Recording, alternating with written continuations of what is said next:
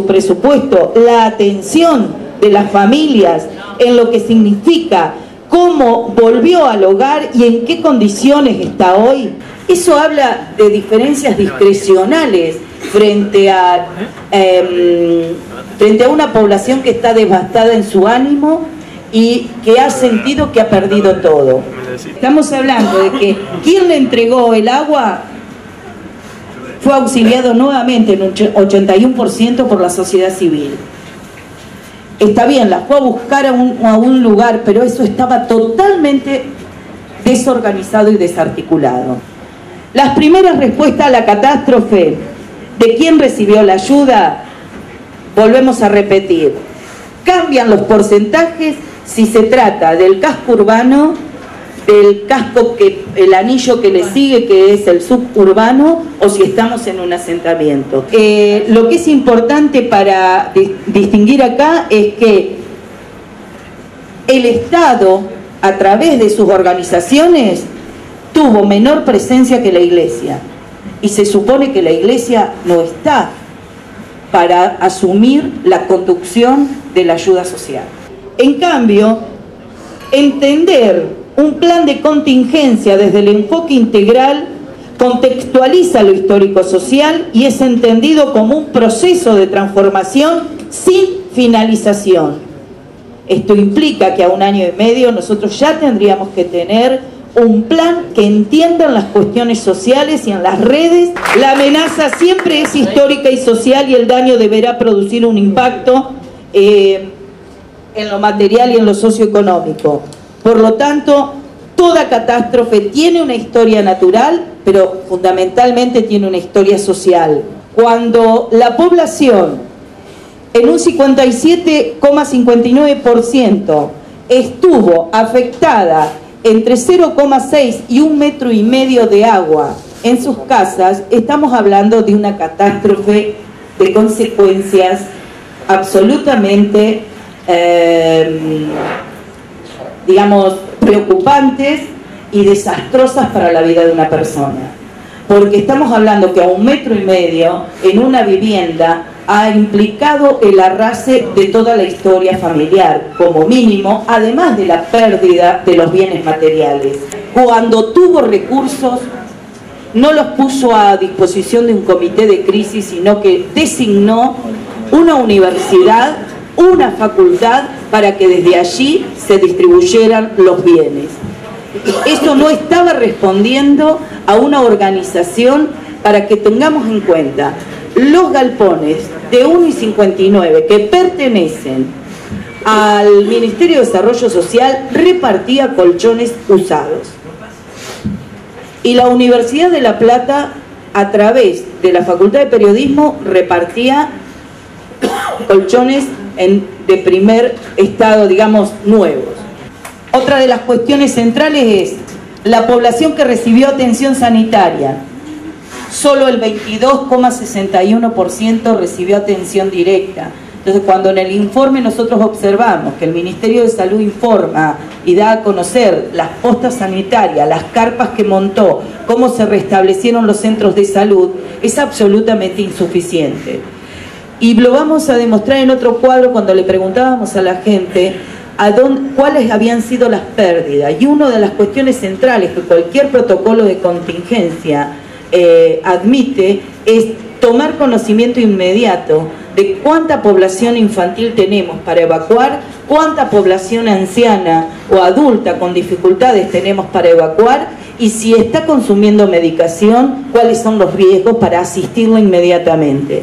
Y vamos a observar que casualmente en la pérdida de insumos médicos tenemos el 26,66% de la población había perdido sus medicamentos. Estamos hablando de gente que tiene problemas de tipo crónico, de asistencia inmediata, como puede ser en semejantes circunstancias un asmático, un diabético, un cardíaco. Estamos hablando de enfermedades que generalmente el que lo sufre tiene un umbral de alerta importante y sabe muy bien cuál es la medicación que debe tomar y cómo autorregular su alerta para el cuidado propio. Sin embargo, eso no estuvo garantizado en los márgenes que creemos que debiera, la inversión tendría que haber sido al revés.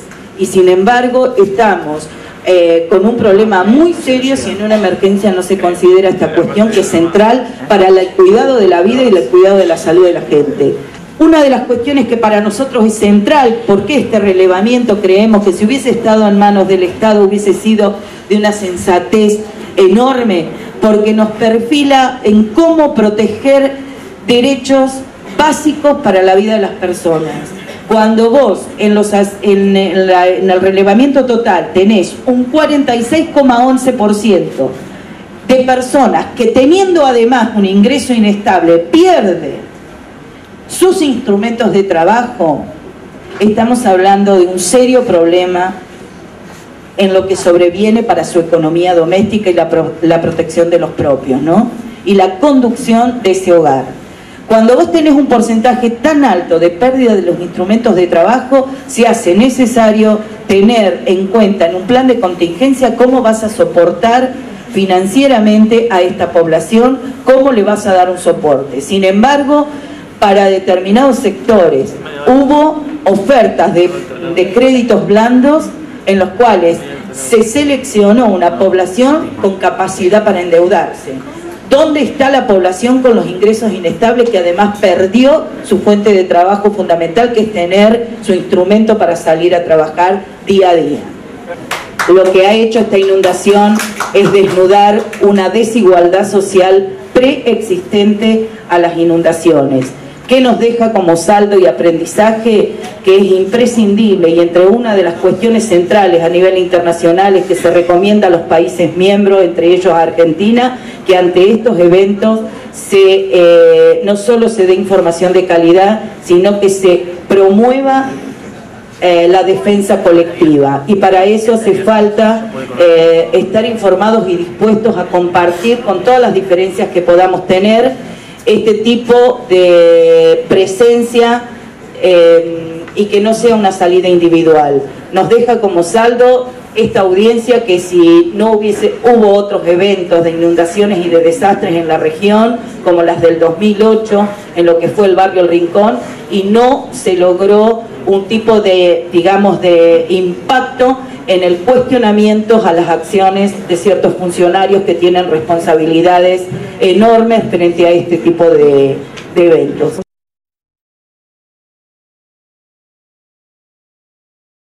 Lo primero que quiero expresar al respecto es que el ministro no se encuentra aquí hoy. Él, al igual que otros, simplemente hoy no está acá para dar la cara, para escucharnos ni para respondernos.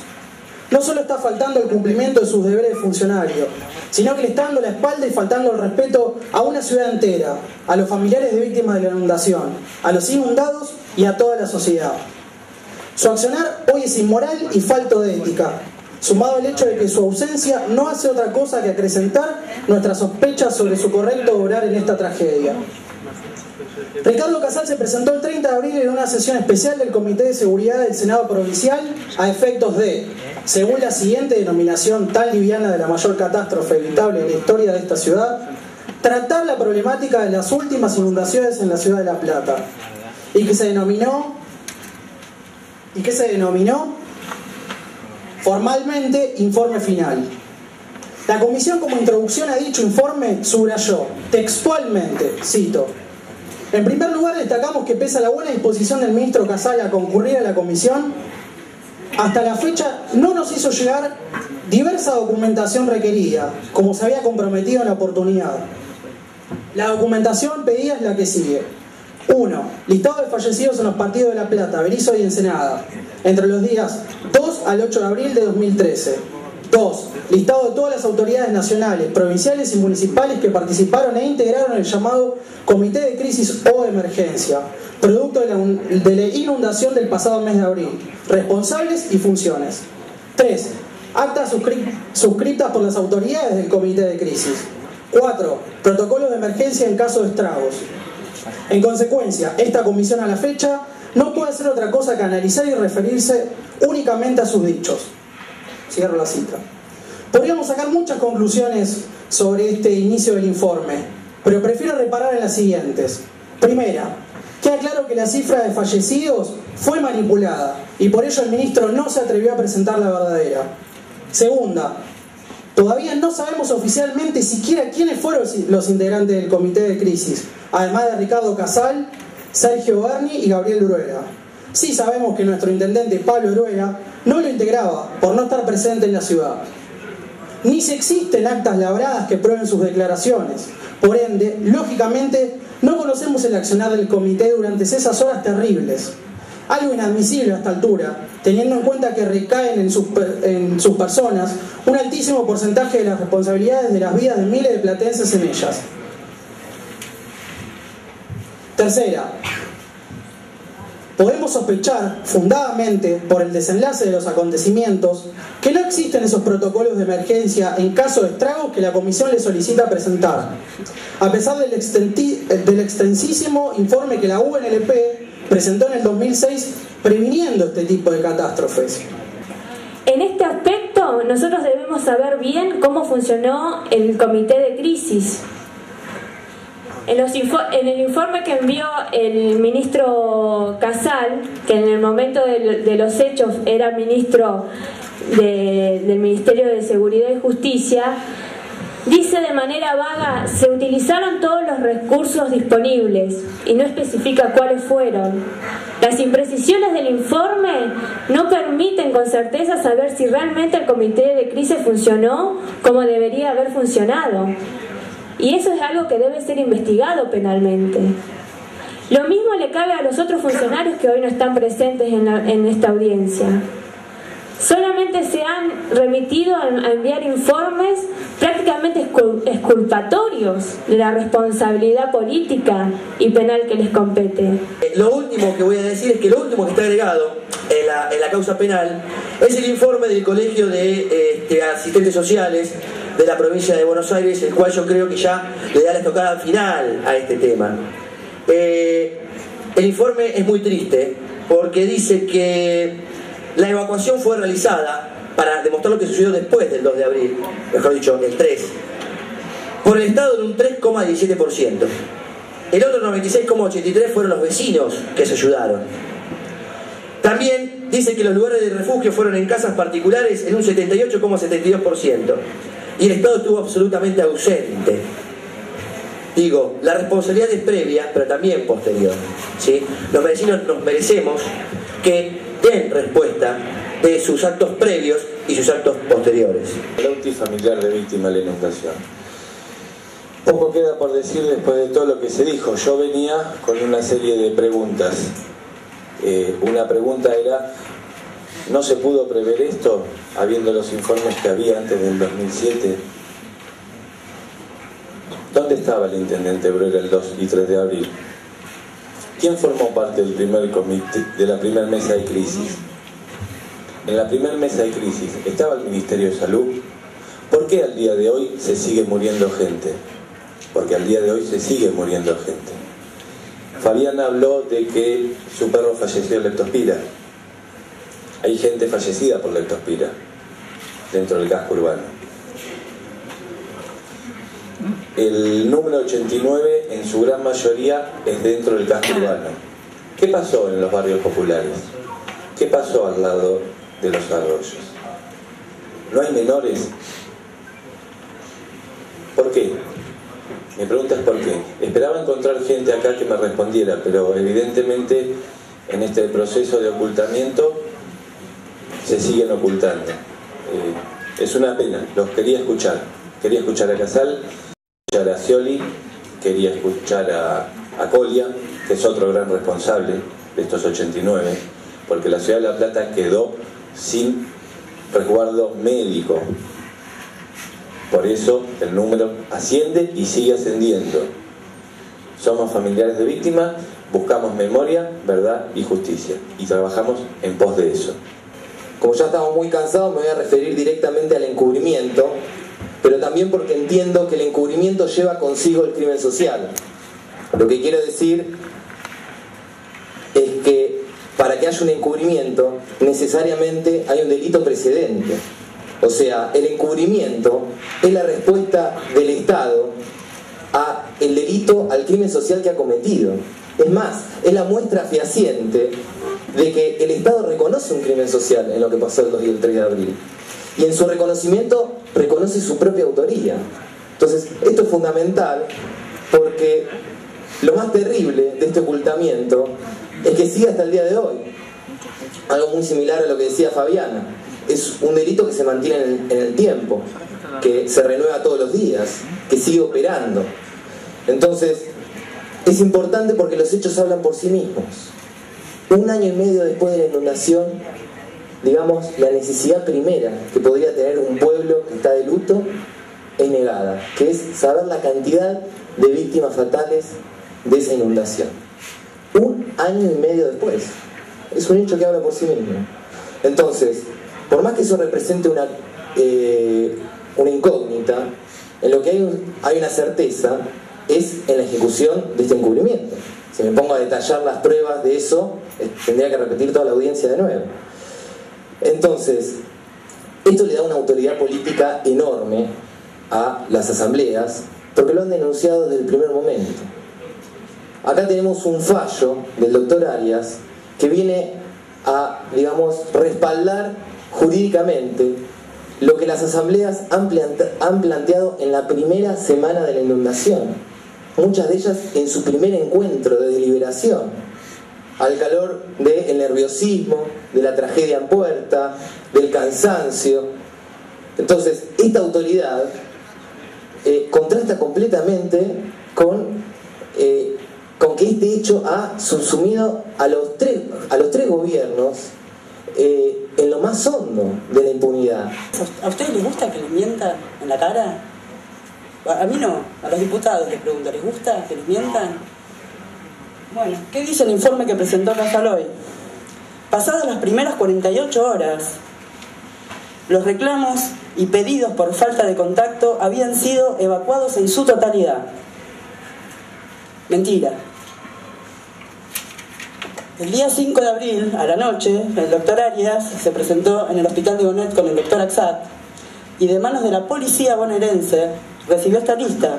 Ha habido 115, pendientes 20. ¿Sí? Estaban buscando 20 personas, la policía, mientras el ministro decía que ya habían sido todos encontrados. Entre estas personas que se estaban buscando había 2 menores, ¿sí? De apellido Molina. Están en las pruebas, digamos, ¿no? Esto es prueba en el expediente judicial.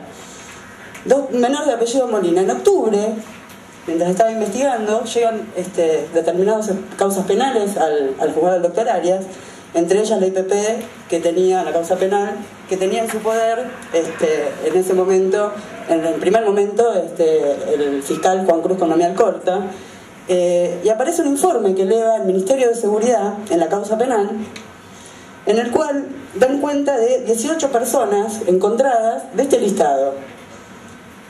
Es bastante llamativo el informe, ¿no? Porque Juan busca a Pedro y la policía habla con Juan y le dice que Pedro apareció, pero nunca informan haber estado con Pedro. Me haría raro, como todo informe que envía la policía y el Ministerio de Seguridad, todo huele mal en esta historia.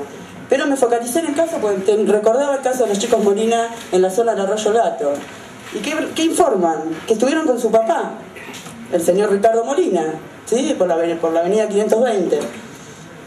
No me cerraba, al doctor Arias tampoco vimos el número de documento. Yo me voy hasta la casa, ¿sí? Toco el timbre, sale el señor Molina, me mira, me presento, le pregunto, ¿usted estaba buscando a sus hijos? No, ¿qué hijos? Yo no tengo hijos con esos nombres. Entonces, ¿qué hicieron? Buscaron en el padrón un Molina que viviera cerca del Arroyo Gato y le encontraron un padre a los chicos. No encontraron los chicos. ¿No serán los chicos muertos que encontraron en Arroyo Gato que tuiteó la concejal Sabrina Rodríguez, que después de que Casala Retara lo desmintió y que mucha gente dio testimonio de haber visto? A mí no me gusta que me mientan la cara, pero a ustedes sí, porque les están mintiendo en el informe que envió para esta audiencia. Esto para empezar podría hablar horas, ¿no? Recién la señora que estaba... Estas son pruebas, digamos, no estamos hablando de la nada. La señora que habló hace un rato, que tomó la palabra, estuve con ella afuera, me hablaba de que había habido una persona fallecida en 7522.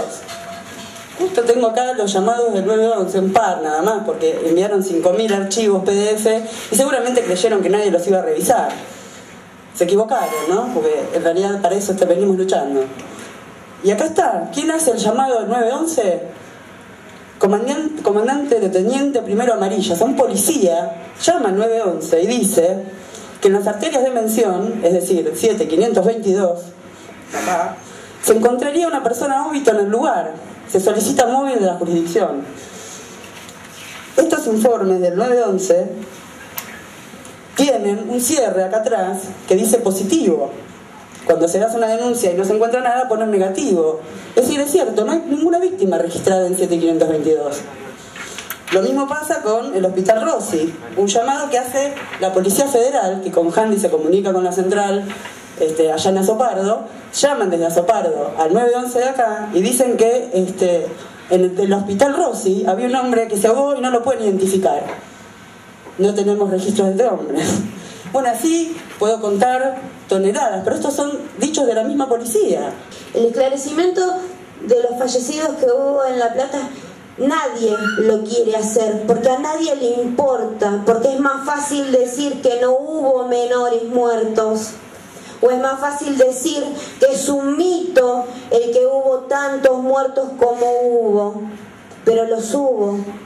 Porque a los vecinos de la que viven en la periferia, que están con los arroyos, a ellos los han amenazado, los han apretado para que se callen la boca. Con los camiones de la municipalidad pasaban a la vera del arroyo a juntar los cuerpos. De un barrio que se hizo cerca de la cárcel de mujeres, ahí sacaron cualquier cantidad de cuerpos y los vecinos que viven ahí y que querían prestar declaración para decir que sus vecinos habían fallecido, los amenazaron y no los dejaron que hablaran. Me gustaría referirme obviamente a este informe que hemos escuchado, ¿no? Me llevaría mucho tiempo, lamentablemente no tenemos ese tiempo, pero esta reflexión solamente, si todo es así como dice este informe, ¿para qué apelaron la sentencia? ¿Para qué apeló el Poder Ejecutivo la sentencia? Estaban de acuerdo, dice, con todo esto, cosas que se hicieron. Apelaron todo, apelaron lo de García, lo de Juan Carlos García, que ahí se decía que ellos aportaron los datos. Y que...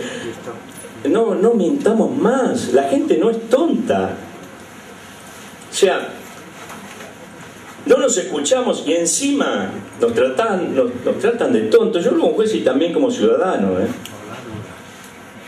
No, esto es ridículo. El Poder Ejecutivo negó sistemáticamente la cantidad de víctimas y hasta me hizo un jury de enjuiciamiento por eso, por decir lo contrario. Y hay que ver las declaraciones de Casal, este mismo ministro que firma acá,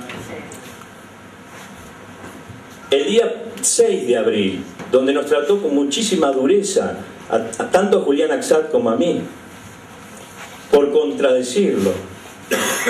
Claro, cuando no le quedó más remedio y la causa avanzaba, porque al día siguiente nomás ya empezábamos a dar con más número de víctimas, ellos iban dando, sí, hay 37 más, ¿vieron? No sabemos quiénes son, nunca dijeron, es mentira que dijeron la nómina, no la publicaron nunca. ¿Y saben qué? Hemos podido comprobar, señores legisladores, y esto es importante, aunque la Cámara diga que no hubo intención de ocultamiento, en esta causa nosotros descubrimos que sí la hubo, Y les voy a decir por qué. El modo en que se expresó el Poder Ejecutivo en un primer momento fue a través de comunicados de prensa. El primer comunicado de prensa, y esto lo pueden googlear, lo pueden buscar en la red, si es que no lo hicieron desaparecer, que contenía a un ciudadano que se mencionó aquí, un ciudadano peruano que murió electrocutado en su casa, que era Josué Suárez Salazar, murió electrocutado a consecuencia de la inundación, ¿no es cierto? Y cuando apareció, cuando ya fue inevitable, fue inevitable ocultar la muerte de Nélida Reyes, ¿qué hicieron? Sacaron a Suárez Salazar de la lista porque era un electrocutado, no era un ahogado. en un electrocutado, lo sacan de la lista, emiten, ¿qué tal? Emiten un nuevo comunicado de prensa donde ya no estaba Suárez Salazar e incorporan a Nelida Reyes, manteniendo la cifra de 51 víctimas. Entonces, si esto no es una maniobra de ocultamiento, ¿qué es? ¿Qué es? Explíquenmelo. Tenemos que ver toda este informe que se presentó y contrastarlo contra las constancias que surgen de los expedientes judiciales. Porque eso, ahí van a quedar desmentidas muchas de estas cuestiones que aquí se dicen. Pero además de las 89 víctimas que se descubrieron, al menos, que se pudieron probar en esta causa, que se pudieron probar, porque nosotros mismos señalamos que hay 16 más que no se sabe qué pasó, que están en duda, porque no hay prueba suficiente para afirmarlos, pero pueden ser víctimas de la inundación. Además de eso, se descubrió esto, la mentira del Poder Ejecutivo, y quedó evidenciada también quedaron evidenciadas muchas otras irregularidades que están expresadas detenidamente en la sentencia, que tiene casi 200 hojas. De ahí surgieron terribles irregularidades que hemos comunicado a ambas cámaras legislativas. Les hemos presentado para que modifiquen la legislación que permiten este tipo de irregularidades.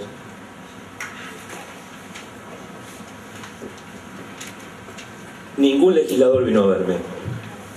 ¿Qué pasa con el fruto? ¿Cuál es el fruto de todo ese trabajo? De todas esas irregularidades que se detectaron, graves, graves. No estamos hablando de nimiedades. Estamos hablando, por ejemplo, de muertes dobles. En un cementerio, 2 tumbas con la misma identidad. Con la misma identidad.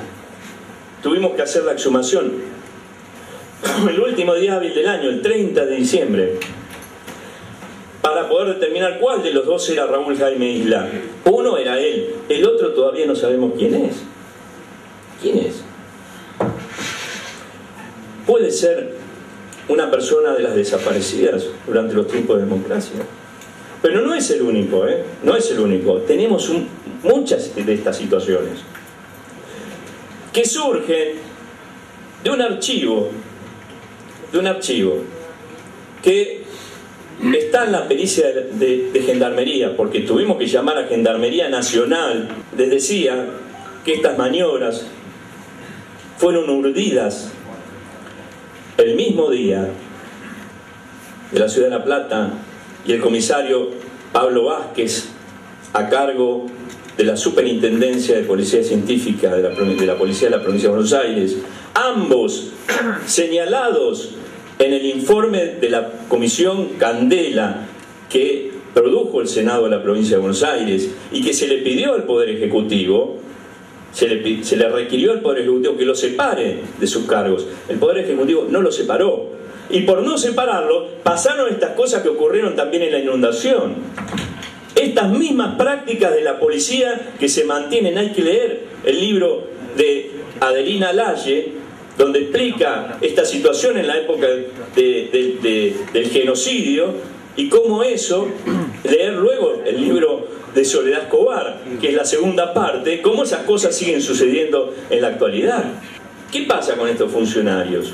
En ese momento, cuando estaban ahí, se crea en la computadora de la morgue un archivo, se llamó Archivo Fantasma, literalmente, Archivo Fantasma, donde estaban el cuerpo, donde estaba la documentación de Raúl Jaime Isla y otros tantos casos que no voy a expresar sus nombres porque están siendo objeto de tratamiento judicial, pero que son situaciones similares, y se hizo en el mismo momento que estaba el ministro Casal. Es una casualidad.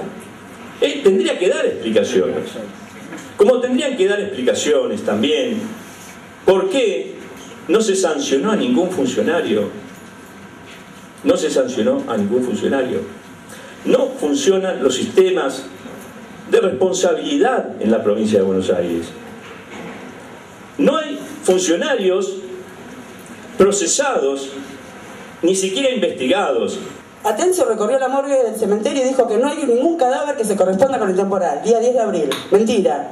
De los reconocidos, todavía había 2 cuerpos en la morgue. El de Nilda Godoy y el de Jesús Rivera. El de Luis Mario Rivera, perdón. Jesús Rivera es otra causa. Acá ya estaban mintiendo, había todavía 2 cuerpos. Esto fue una puesta en escena. Y fue a hacer esta puesta en escena.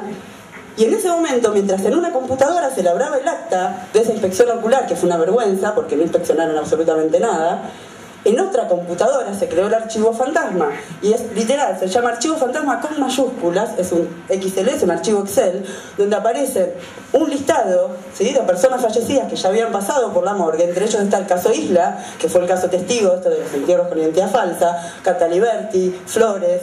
Son los 3 casos que figuran en la sentencia del doctor Arias, y hay muchos más en investigación. Había un listado de 58 cuerpos alrededor, pero había uno repetido.